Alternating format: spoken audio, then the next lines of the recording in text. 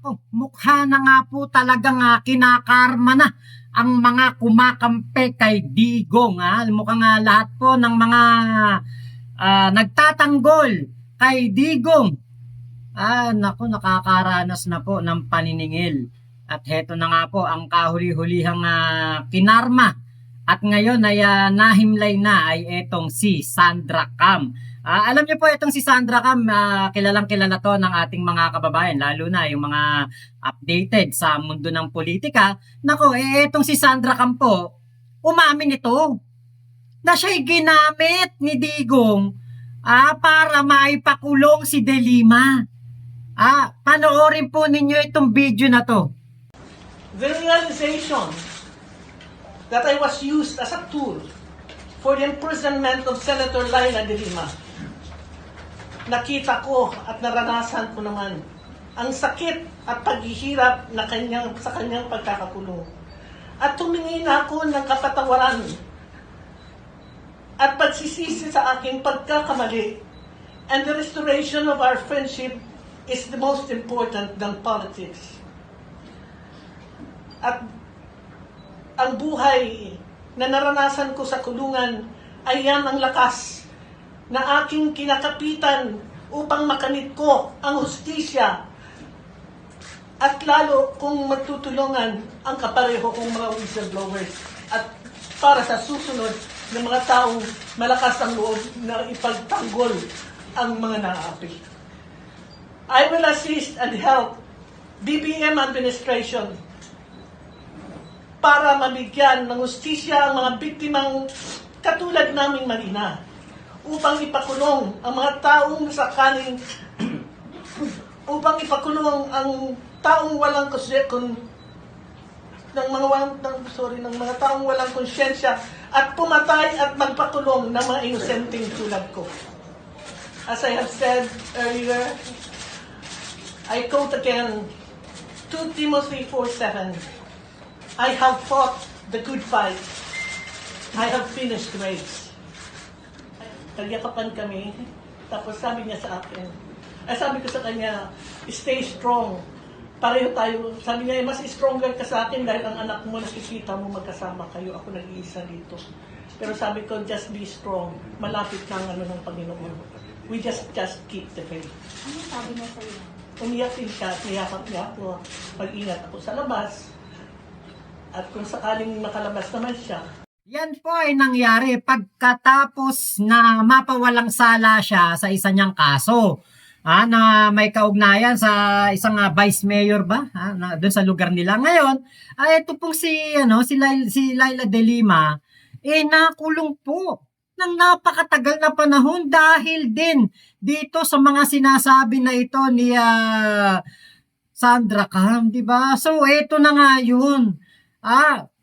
Una nang siningil ay etong si Bantag. Sumunod ay si Tebes. Tapos etong si Kibulok. Tapos etong si Digong. Na siya nga pinakapinuno nila. Tapos eto pang si GMA na ang pamilya naman ang naapektuhan ngayon. Nako, eto nga yung sinasabi natin na lahat ng ginawa mong katarantaduhan talagang yung pagbabayaran. Nakita natin nung nakaraan, malakas pa tong si Sandra Cam, galit na galit pa nga to kay PBBM, saka kay Speaker Martin Romualdez. Ito po yung video. Kung wala si Inday Sara, yan ang totoo. Kung wala si Inday Sarang sumabay sa pinsan mo, walang Marcos na presidente ngayon. At walang Romualdez na tambalos-los na maging speaker ngayon. Yun lang ang isipin mo. Ang administration na to, malaki ang utang laloob sa mga Duterte. If you remember, sinabi naman talaga noon ni Tatay Digong na he is a very weak leader. Pero, dahil si Senator Amy linigawan ng todo ang ating pinakamamahal na Vice President Inday Sara, gumib-in, tinalikuran ni Inday Sara ang kanyang ama. At sinunod na mag-Vice President siya. Mr. Speaker, Nakita kita ang laki ng ano mo, katawan mo, tumatayo ka, sabi mo, ako'y maninindigan para sa bayan. Paano ka nanindigan nung panahon ng ibang administrasyon na hindi inililibing ang tiyuhin mo at ama ng ating Pangulo? Nanindigan ka ba? Di ba para kang pugsit doon sa tabi na hindi kayo makapagsalita? Ngayon nagkapoder ka, ang yabang mo na maninindigan ka sa demokrasya. Anong demokrasya ang binibigay mo sa amin? Martial law itong binibigay nyo sa amin. Tinago ni Pangulong Duterte sa mata ng sambayanang Pilipino ang pagpalibing sabi nun? Hindi, sa libingan ng mga bayani. Dahil tatlong dekada, 3 presidente na ang umupo, hindi napapalibing. Pero matigas din at matikas ang aming pinakamamahal na Presidente Rodrigo Duterte na itinago niya sa sambayan ng Pilipino para lang maipalibing ang tiyuhin mo. Napakawalang hiya mo. Ikaw ang pinakawalang hiyang naging Speaker of the House. So yan po ang mga binitiwang salita nitong si Sandra Cam noong ito'y nabubuhay pa po laban kay Speaker Martin Romualdez at kay PBBM. Nako, medyo ito po ay wake up call doon po sa mga kumakampi kay Digong. Mukhang hindi lang po batas ng Pilipinas, batas dito sa lupa ang hinahabol sila ngayon, bagkus pati po ang batas ng ating Panginoon, batas ng langit, mukhang sinesentensyahan na po ang mga kumakampi kay Digong. Napakarami na po ang kinarma. Napakarami na po ang mga nagbayad ng kanilang mga kasalanan sa panguusig, paninira, paggawa ng mga iba't ibang kwento, paggawa ng mga kung ano-anong katarantaduan, mga fake news para lamang masira si PBBM. Pero ang nangyayari ay ito pong mga taong gumagawa ng fake news at nanguusig sa ating Pangulo ang siyang pinagbabayad. Sila po ang mga napaparusahan kasi nga po fake news, kasi nga po mga masasama. 'Di ba? Nako, pasensya na kung ang Pangulong Bongbong Marcos ngayon ay patas sa lahat ng kanyang mga nasasakupan. Kaya ikay mayaman, kaya ikay mahirap, pag ikay nagkasala sa batas, kailangan kang pananagutin. Diba? Nako, hindi po natin makakalimutan itong si Sandra Cam dahil din po sa ginawa nitong pamamahiya kay Laila De Lima. Gusto niyo po bang mapanood yung video ng pamamahiya nito kay Laila De Lima? Panoorin po ninyo. Justice Secretary Laila De Lima on Wednesday failed to get the confirmation of the powerful Commission on Appointments amid oppositions and questions raised against her. It was De Lima's first appearance before the CA, and she was met with strong opposition from Sandra Cam, President of the Whistleblowers Association of the Philippines. This report has been lying in your office for 2 years and a month now. You never filed a case against General Gaudencio Pangilinan. Mr. Chairman, Attorney Laila De Lima is lying to her teeth regarding this panel report. I'm really encouraging Secretary De Lima to file a libel case against me so I have a chance to bring the truth to the court. Like for the case of the flight of Governor Reyes and Mayor Mario Reyes that time. I texted her, Madam Secretary, I got hold of the driver, the witness, na nakita niya kung paano tinatakan ang pasaporte ng dalawang magkapatid dahil siya ang nag-drive sa dalawang magkapatid. Tinatakan sa loob ng kotse, dumaan sa Premier Airport po natin sa Terminal 3, taking the Cebu Pacific flight to Vietnam. Hindi po sa departure area, kundi sa arrival area. Nang tinext ko siya, hindi niya ako sinagot. Instead, when the media asked her, she said, rubbish. As to her challenge that I file a case, I won't be wasting my time in doing that. Number two, I detest and I protest in the strongest terms her accusation of me lying about the matters on Makilala and the Reyes brothers cases. On the Reyes brothers, I don't recall such text message on the part of Sandra Cam about she having known an alleged witness, and her claim about my remark as rubbish.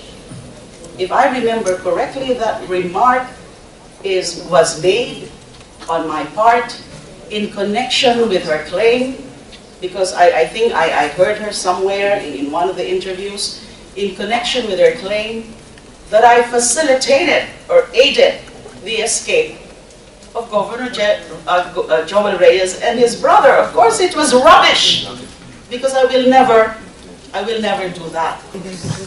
It's regrettable that I think no matter what I say here, I can never convince the oppositor, Sandra Khan. She used to be a friend, by the way. I consider her to be a friend.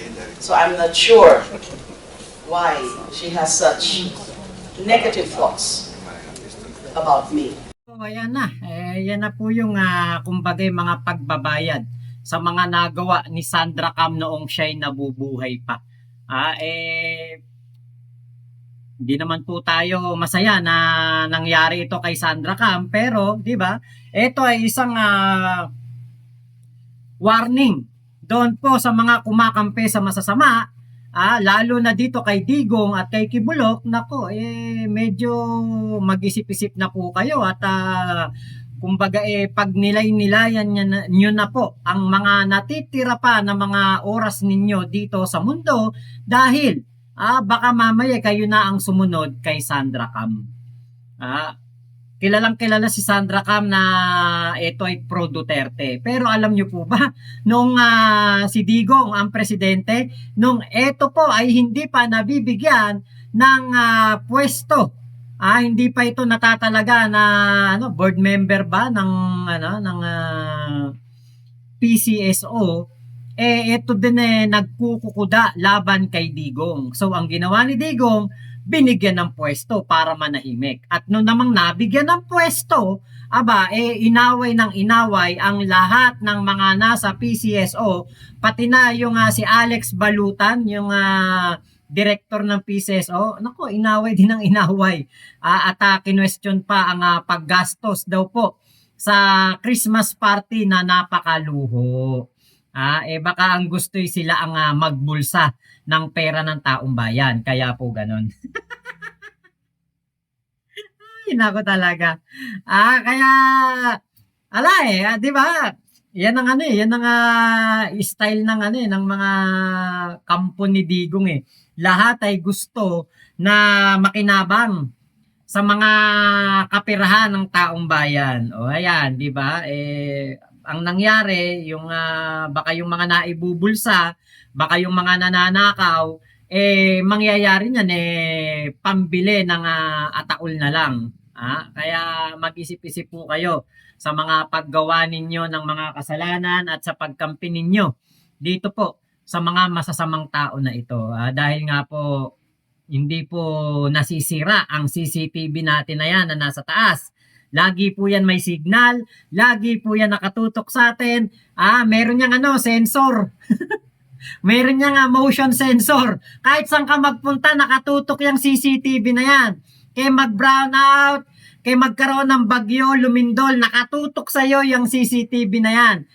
Hindi po yan mawawala at nakatutok dyan at makikita po niyan ang lahat ng katarantaduhan, kasamaan na ginagawa mo. Kaya, nako, kung ayaw niyong Sandra Cam, magbago na kayo.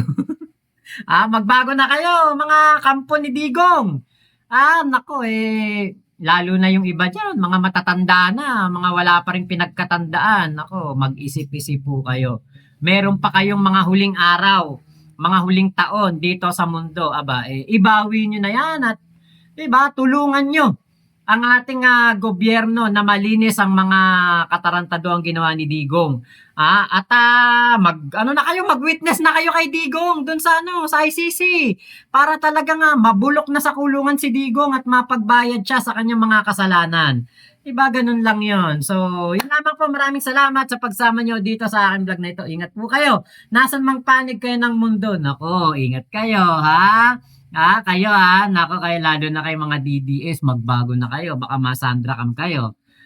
Ingat po kayo, mama chup chup, love you, God bless us all. Pilipinas, God first.